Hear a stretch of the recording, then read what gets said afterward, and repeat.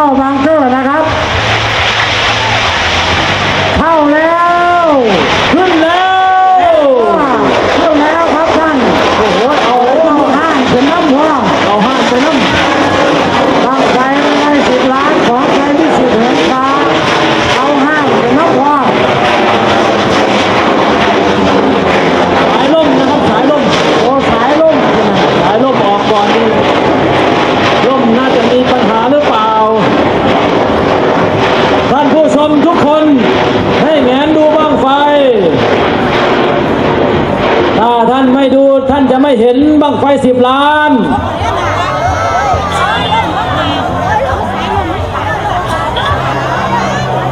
ลมไม่ออกนะครับลมก็ยังไม่ออก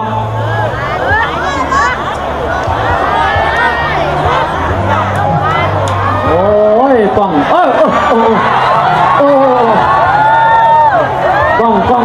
อง